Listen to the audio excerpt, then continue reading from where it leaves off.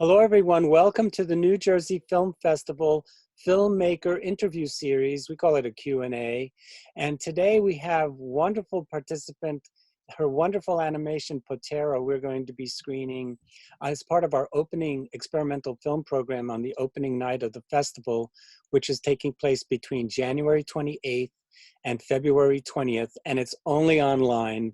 We were hoping to do a series of live screenings, but because of COVID and its various variants, we've been pushed to just doing them virtually. So the films are available for 24 hours video on demand, and we're using Eventive as our streaming provider. We've used them the last 2 years.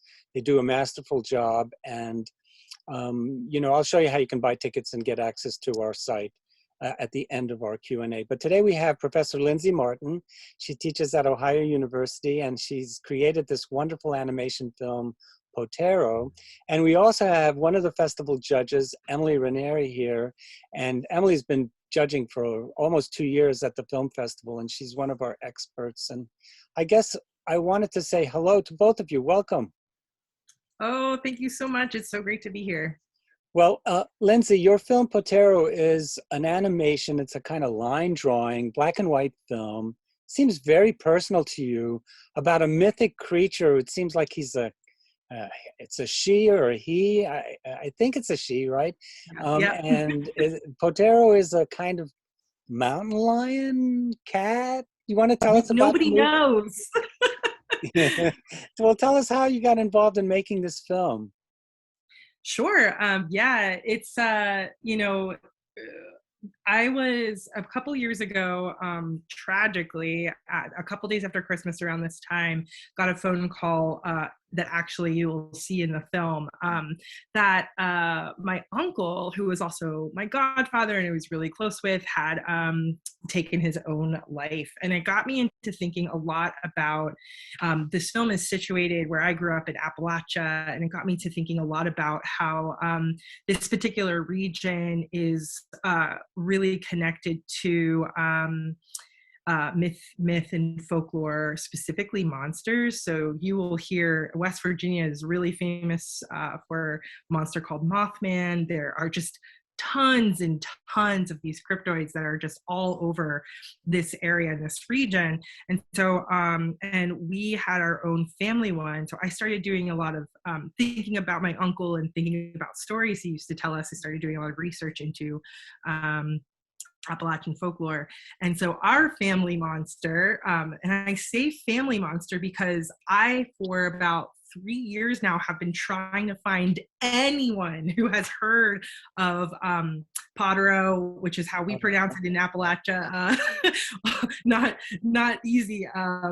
We say things very different than other folks, but nobody has ever heard of this monster before. So when I was a kid, Uncle Mike and my grandpa would always, if we were acting up or being bad, tell us that Pottero is going to come out and get us. And we had designed, if I ask my mom, she thinks it's some form of wolf. If you ask my sister, she is concocted these own visual representations. And I thought that was really interesting too, how we all kind of gravitated towards these kind of different variations of how it manifested. One thing that we definitely knew for sure is, and this is part of the myth, is that part of the Appalachian grotesque, I would say, it was born without an anus. So that is why the Pottero is so angry and wants to kill everything and eat everybody, is because she can't relieve herself, which, of course, when you're 5 years old and you hear that, your brain explodes. And that's all you can think about is what? It's so awful. So we all really hung on to that, and huge topic of discussion at family gatherings. But yeah, no one's ever really seen her. So yeah, and then I started making connections to mental illness and to some of the sort of regional traumas that I think are built into these myths. So yeah, that's kind of the basis. I mean, we have the Jersey Devil in that's right. New Jersey. We have all this kind of similar folklore, these creatures that are there to terrify young children, and Pottero seems to fit that bill as well. So, but your film is very autobiographical too. It's all, is it about you and kind of moving to the city away from Appalachia? Yeah, Appalachia? absolutely. Yeah, I grew up in sort of split space between an area of Northern Virginia on the line of West Virginia. A lot of my family grew up in Paw Paw, West Virginia, and still are based there. And I have recently actually come back to Appalachia over on the other side of the mountains in Athens, Ohio. So yeah, I'm the first in my family to go to college, the first in my family to go through school, and really started investigating what kind of privilege that gives me as somebody who was able to socially climb and have access to not only education, but also very, very sort of what I would call simple things that all humans should have access to, such as healthcare and therapy, and things that I think, when you're just trying to live day to day, get some money so you can pay your bills, you're not really thinking about some of these other things that are such a huge part of living. But yeah, that is something. This story was a little bit difficult to get on paper at times, but also finding humor in the story as well, which I hope that the film. Yeah, it's very funny. A kind of dark humor for sure. Well, yeah. this Q&A was going to have two other filmmakers present, and the film Flux by Clea Vandergrind, who's from Sligo, Ireland. She had to go into hospital, and so she was not able to join us. And then Oya Baboglu, her film Counting Down, also we ended up having some issues with her coming on our Q&A, but I wanted Emily, maybe Emily, you can tell our audience a little bit about those films, because they also deal with forms of depression. And, if you can give like a capsule, I know you've written about them, so I think that should be relatively easy for you to tell us a little bit about those two films too. So, and Lindsey's seen them too, so she can come chime in as well. Yeah, so Flux was, I thought that one was extremely, I kind of interpreted it as like a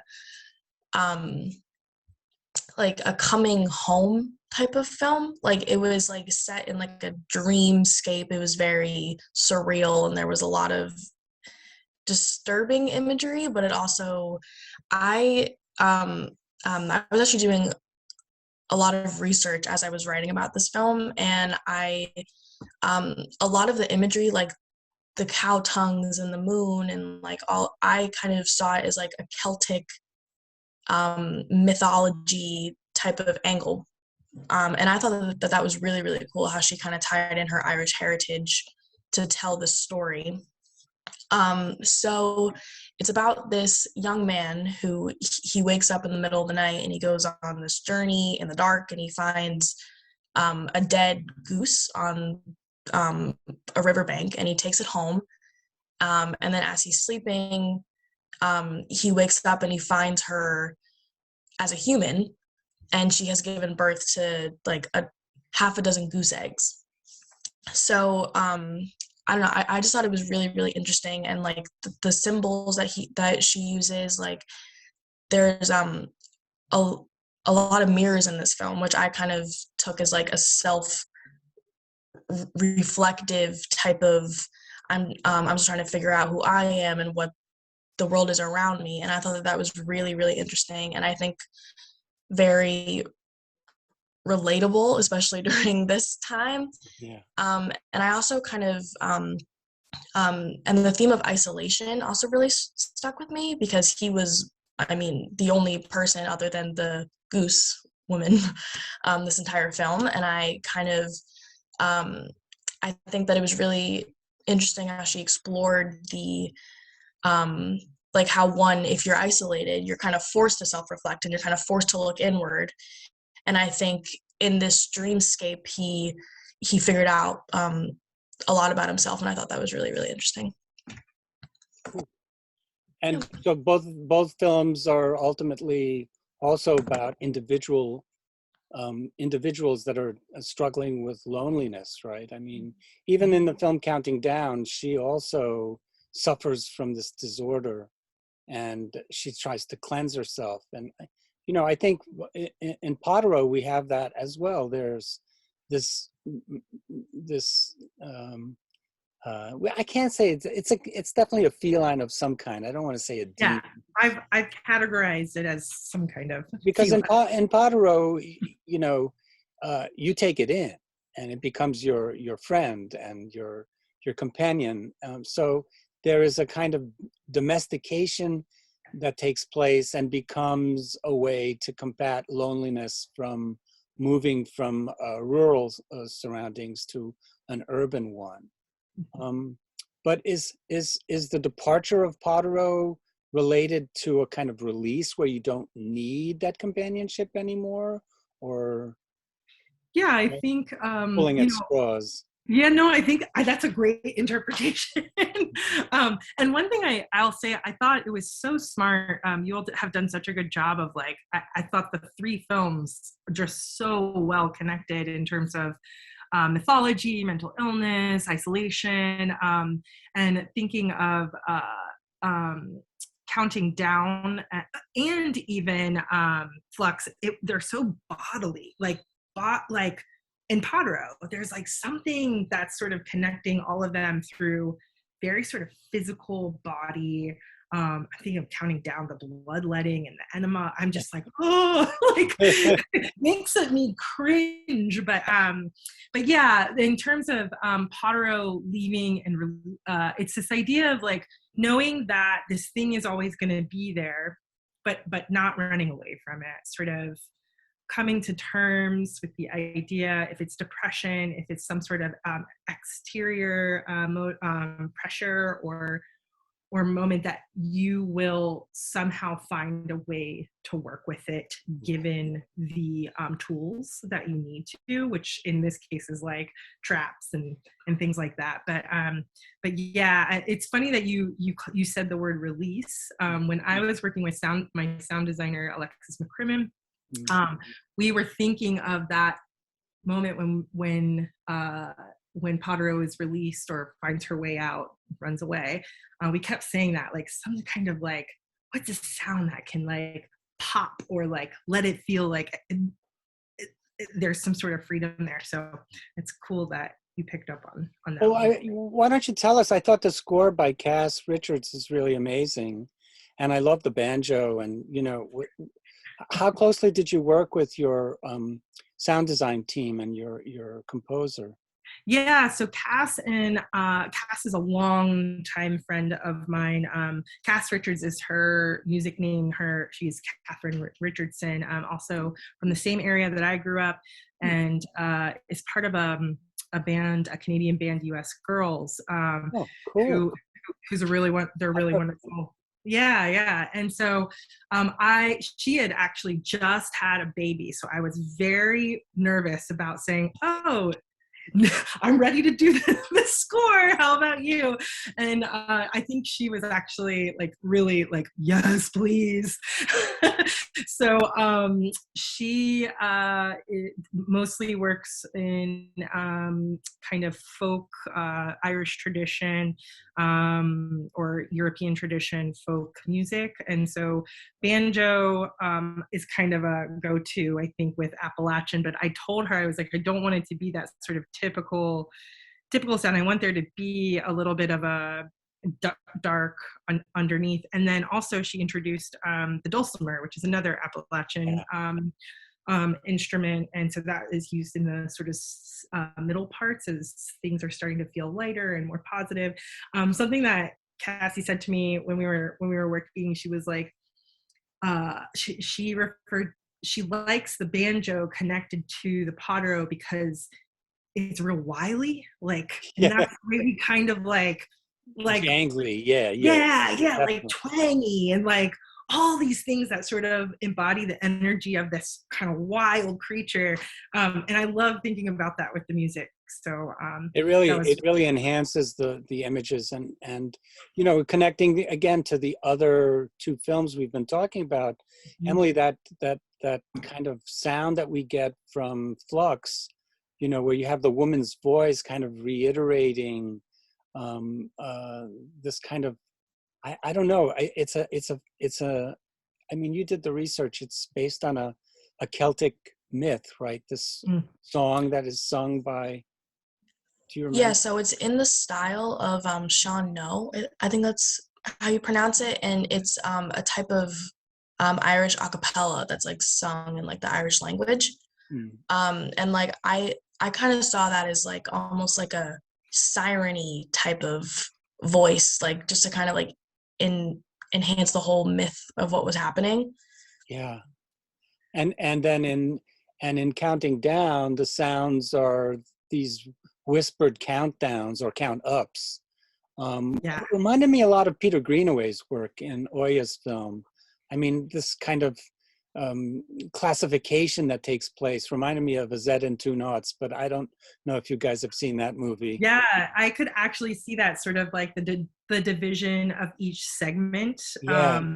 Totally like a Greenaway film. That's By process of trying to cure herself of this right. arrhythmia. And Really so smart. but I think that the music in all three pieces really enhance these three films and give them and kind of prop them up in a way that helps them move forward. And I thought in Pottero, well, I had a question. Thomasine Parnes, she does the illustrations. What does that mean? Oh, that's a great question. So Thomasine is a artist, an illustrator who works out of Philadelphia, and we shared a studio in Philly while I was there for graduate school for a really long time. And I always wanted to work with them, pronouns they, them, by the way. And so I had asked them if they would want to collaborate. And so we had this really interesting way of working remotely where I would do initial sketches. I also knew that time-wise, because I teach full time, I was like, there's no way I'm going to be able to do the intricate drawings that I desire in the amount of time that I have. So we had collaborated. I sent them these like kind of like categorical writing of like mixed with interviews from my family members about how they thought the Pottero looked, and then Thomasine then would interpret that and bring back these sort of monsters to me. And so we went through like probably a couple months of this back and forth until I chose the ones that I really felt connected to. So what Thomasine did was by hand ink on paper drawings, and then would send them to me for scanning, or scan them and have them sent to me digitally. And then I would take the time then to kind of create like animation rigs. So that would include the creating, like, so for instance, the backgrounds that you see, they were lines of mountains, and I would have to layer and layer and layer, take little objects, put them in all their little places. All of the monsters that you see were drawn, like just the head, just the arms, just the body, just the tail. And then I would cut them out digitally, kind of like collage, placing them all together. I think I had over like, I don't know, 700 layers. Oh, also because it's scrolling, I was building these massive files that would, so that the images would scroll across. Right. So yeah, we're talking like 700 layers. I mean, it seems, your film seems like one long tracking shot. I mean, from left to right, and it deals with time because, you know, you kind of collapse time and space that way, and yet at the same time, you get this movement that takes place that pushes you from one spot, from, you know, the beginning where your uncle, we don't see him taking his life, but we kind of see a little bit because he's behind this boulder. I guess it's a boulder. Yeah. Yeah. So it's really cool, really cool. Well, folks, you've got to absolutely see these movies, and I want to just share screen and show people how to do that. So normally what you would do is you would go to our website, which is njfilmfest.com, and I've got the lawn sign behind me that says where you can go. And normally everything would be here, but because we've been on Eventive, you just click on current events, just scrolls down, and you click on the red button, and that takes you to our Eventive site, which will pop up, and there's a variety of ways that you can look at the lineup. But this is the catalog page where you would normally be able to purchase tickets. And as I scroll down to experimental, if I click on this, hopefully it'll click. It did yesterday. I was Yeah, it just takes yesterday. a little while. My computer's been really screwy if I open up too many windows. So Yeah. Pottero is part of the experimental film program, although it includes animation. Although I would say experimental animation for sure. And there's this really nice experimental animation piece called Battle by filmmaker from Turkey. Caprice #2 is also an experimental animation by Claudia Ungersbach, who's from Austria. And then we have a local, this gal actually is a Rutgers grad, and her piece is really beautiful. It's called Mise en Abîme by Charlie Santagato.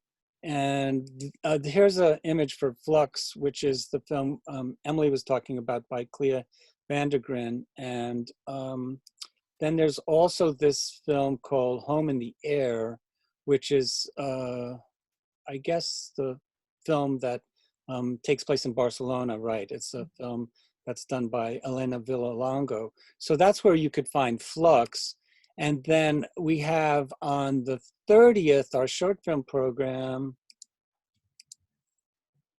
which features all sorts of wonderful films, and Counting Down is here. And gosh, I can't remember, Lindsey, when is your film playing? Seems so dingy. I think it's the 28th, right? So yeah, it should have been on 28th. there, and I don't know why I missed it. But let's go. We can go over here and find it on this site too. I mean, I just saw it, so. It was in that the first one. So yeah, I just blew by it, I think. But here it is, and Pottero's here. I got to put a picture space comes in, and here you can see a picture from Pottero, so you get a sense of what it's like. And Pottero's tail is kind of tangling up. I guess that's supposed to be you, right? Yeah, there you go. So it's a very autobiographical film, and so you can also get a sense of the whole schedule if you want in linear form. But again, always you want to buy tickets, you click on any links, they're all over the place. They take you back to the catalog page, and you click on Friday, January 28th. Tickets are $15. Here we go, Pottero. And you know, you click on pre-order now, and you're supporting a really great cause. We're indie. Normally we would charge $12, but we've had to pass the cost on to our patrons to help us keep afloat. But the great thing is that they will get access to this interview and all the interviews and intros that we'll be having. So they get extra bonuses and stuff. And the thing is that you start watching at 12 midnight on 28th. You have till 12 midnight the next day. But let's say you start watching at 6 p.m. and you don't want to watch all the movies at that time. You still have 24 hours to watch into the next day. And that's one of the things that's really wonderful about, I love that. Yeah, doing it on Eventive. And there is ways for you to watch on your TV. You can do it through Apple TV. And the Eventive sites tells you how to do that. So, but I want to thank both of you for joining us for this Q&A. Thanks, Lindsey Martin. Thanks, Emily Ranieri. And again, we hope to see you at the movies, and stay safe, everybody. Thanks so much. Thanks, Al. Bye, Emily. Bye.